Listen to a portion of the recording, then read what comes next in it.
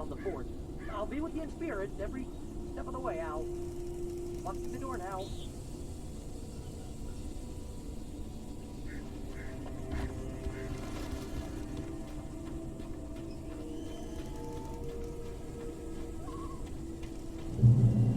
Barry had the keys to the car he rented. It wasn't a long walk to the visitor center, and it wouldn't be any use to me in the forest. I knew I should have gone to the cops. This wasn't the smartest thing I'd ever done, but I was still angry with Barry for trying to talk me out of it. These people had called me right in the sheriff's station. The cops wouldn't scare them, and they had Alice.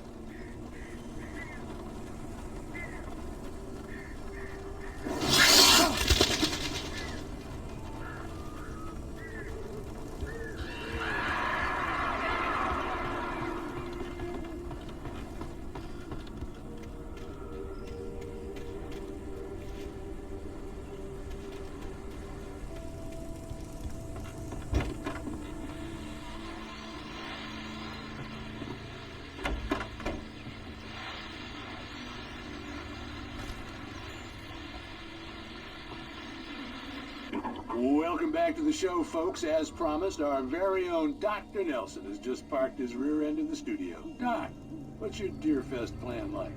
My plan? You make it sound a lot more organized than I ever seem to manage.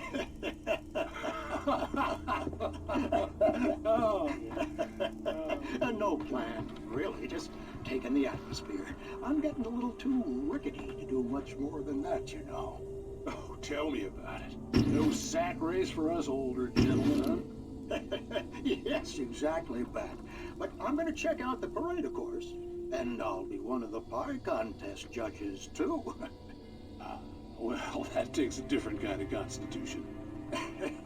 Oh, yeah, it's my kind of exercise. Now, Doc, seriously, you're in pretty good shape, though. You're the outdoors type. I know for a fact you're an avid fisherman. That's right. Matter of fact, just caught a heck of a largemouth bass early this morning. But you're not taking part in the fishing contest? No, not this year. See, Pat, I'm just not that competitive anymore. Now I just like to take my time and enjoy the peace of it. It's no fun if I have to worry about what I'm catching, you know? Considering your track record, the participants are probably pretty happy you feel that way. Well, Pat, that's kind of you to say.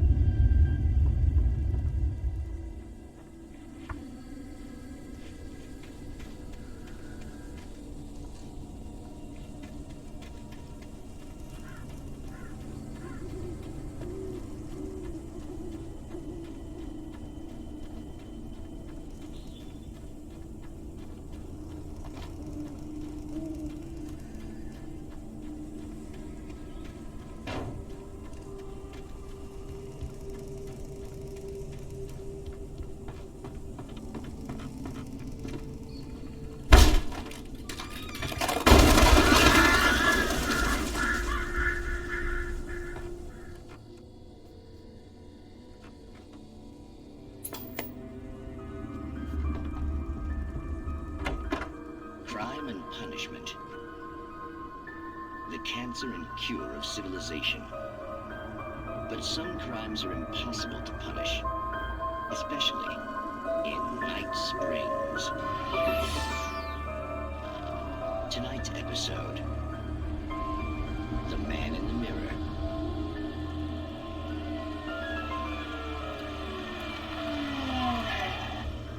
He's inside, Agent.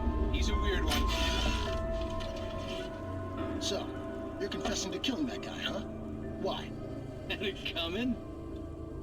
Yeah, but why would you do that? I mean, you're a nice guy. Normal. Took your kid to a soccer game. So how come at the game, you pick a guy and, quoting from the arresting officer's report here, assault the victim's head area repeatedly with the weapon of choice being a pair of bare fists? Wow, that sentence really flows, huh? maybe you're not the literary type. Okay, so you mess him up. But why? Who was that guy? We couldn't ID him. Why would a guy like you do him like that? I didn't like his face? Well, you must have hated it, because you really went to town there. I mean, there's no way to tell what he looked like. No ID on him either. That must be difficult. But then we ran the fingerprints. Got a match. Your prints. Identical. Huh, how about that? Your son said you were wearing a white shirt when you took him to the game. But the white shirt is on the dead guy. It's plenty red now. You won't get away with this. Do you really think that's in any way relevant to me? I had plenty of time to talk to my boy before the cops arrived, you know? He won't stop screaming, am I right? You think he's ever gonna be okay? I left my mark. Believe me. You bastard. What? You gonna shoot me? What's the point? I'm going to prison. You got me. I don't understand any of this. And you never will. Don't worry. Maybe you'll see me again, Agent. Maybe in the mirror.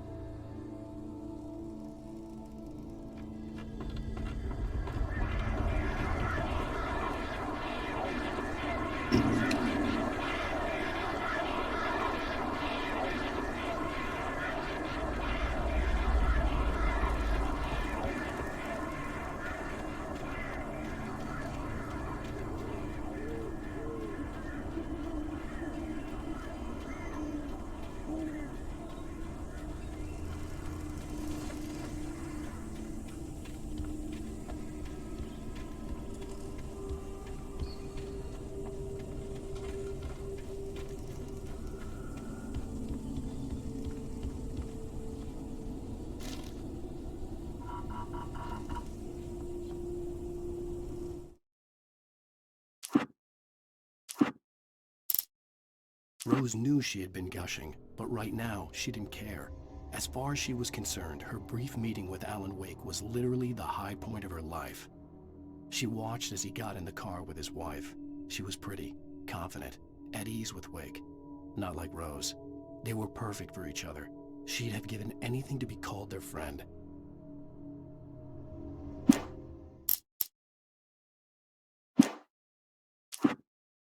It's true what they say about the fall and the sudden stop at the end. I'd lain here in the snow while the lurid chain of scenes that had led me here kept playing in my head. A rerun of my own private snuff movie. A memory of my corpse. Alone at my own wake. Thinking in metaphors again. The femme fatale was gone. Only a sour taste remained of the kiss that killed me. This was a late goodbye. 13 years after I'd gotten my revenge, it had finally caught up with me. It had been a long time to bear the pain. My blood painted the snow red. A gruesome slushy dissolved all the scattered painkillers and leisurely dripped down to the sewer, mingling with the bile of the city, becoming one with it. I can see them now. My wife and my baby. Honey, I'm home. The kidnapper fired his gun one last time, and the shadow vanished into the darkness it had come from. See? Nothing to it, Wake. The thought of Alice in his hands was revolting. We stood on the wooden platform of Lover's Peak, the waterfall on the mountain behind us, the lights of the radio mast blinking red in the heights above. I fought with the urge to take a swing, force myself to speak. Let's cut the act now. Where's my wife?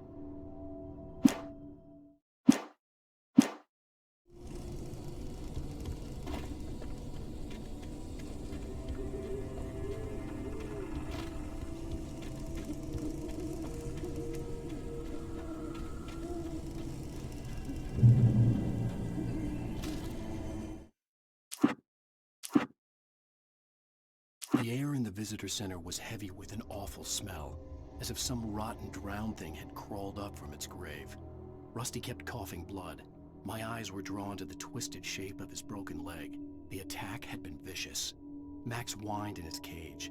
Rusty's eyes were wild with fear and terror. He gasped. "Mr. Wake, it happened just the way it was on that page."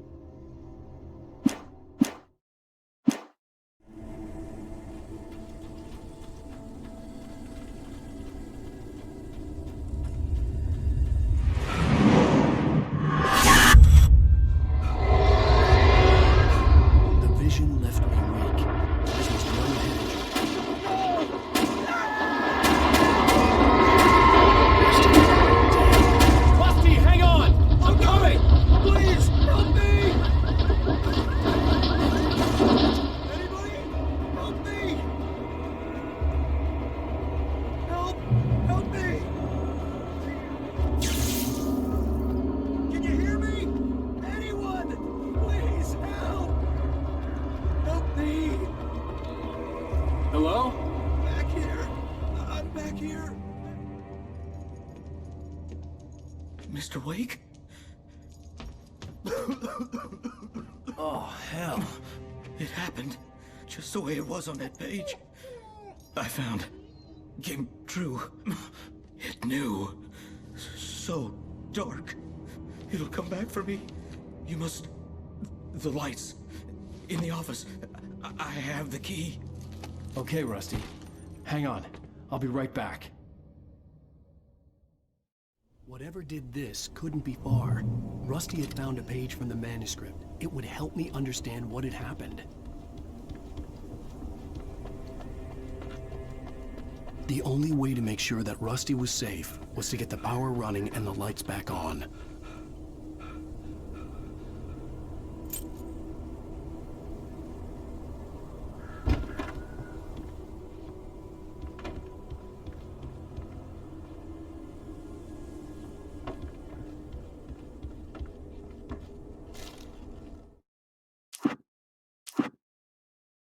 At the last instant, I changed direction and threw myself down. The axe splintered the trunk of a tree. I stumbled into the pool of bright light. My lungs burned. I was too exhausted to move. I tensed as I waited for the killing blow, but it never came. I raised my head. Nothing moved in the darkness beyond. For the moment, bathed in the cold light, I was safe.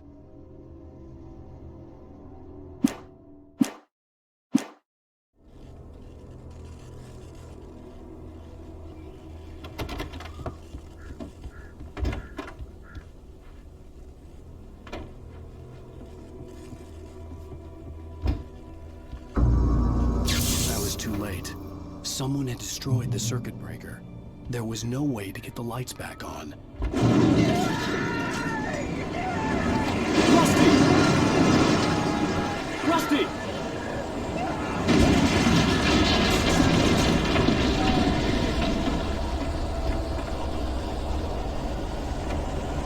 The ground was covered with oily patches that looked like liquid darkness.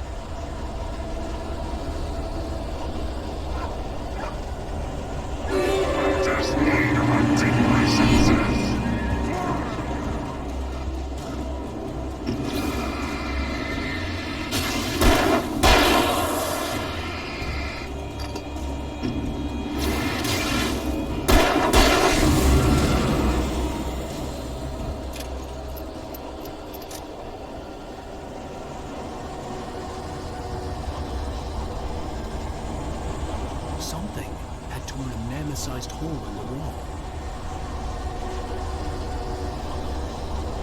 Please! Don't feed the animals! Fishing is only permitted for those visitors who purchase a park.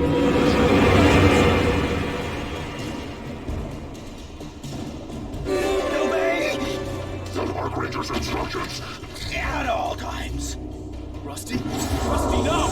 Never approach closer than 100 yards. To bears and wolves, never approach any other closer than 25 yards. Pets must be leashed at all times. Never leave your pet.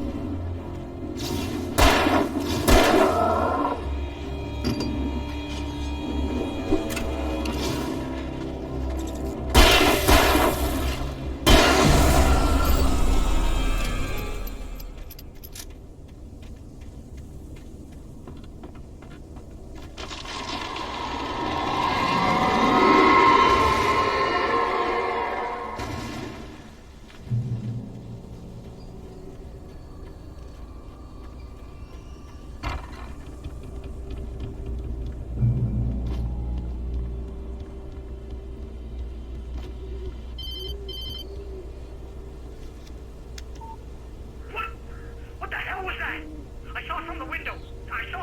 I saw something. Forget about it, Barry. It's just me going crazy. Oh, jeez. Oh, jeez. You're not crazy. I wish you were crazy, but you're not crazy. Ow, be careful. Stay in the cabin. Don't open the door for anyone. I mean it.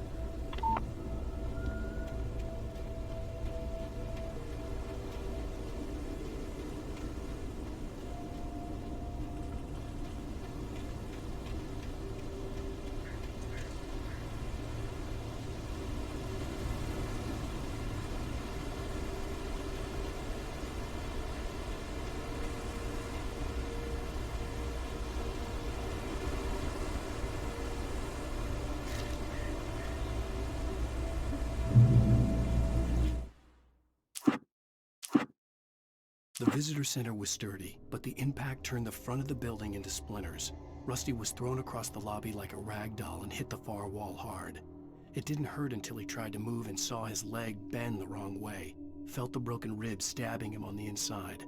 Rusty howled in pain and fear, suddenly afraid to die alone.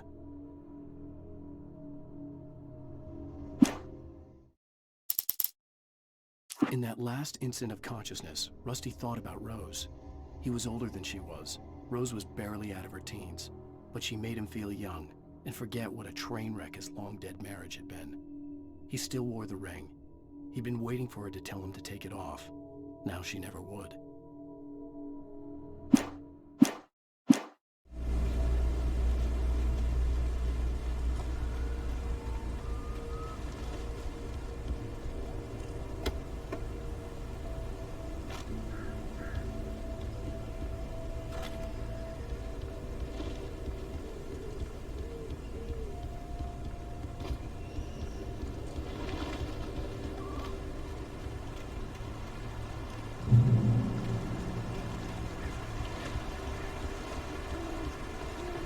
Lover's Peak was at the far end of the nature trail.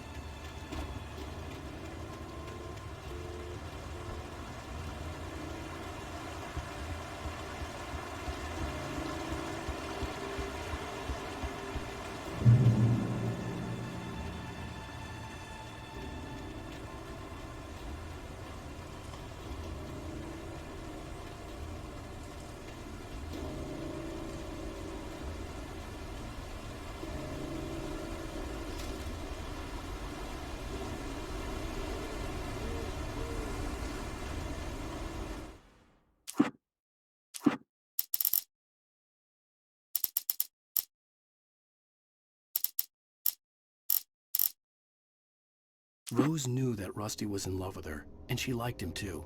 She liked him a lot. He taught her to dance, and life had certainly taught her the value of a man who was gentle. He treated her well, made her smile, made her feel good. But Rusty wasn't the prince of her dreams, and that tended to underline the unbearable truth. She was no closer to that Hollywood magic than he was.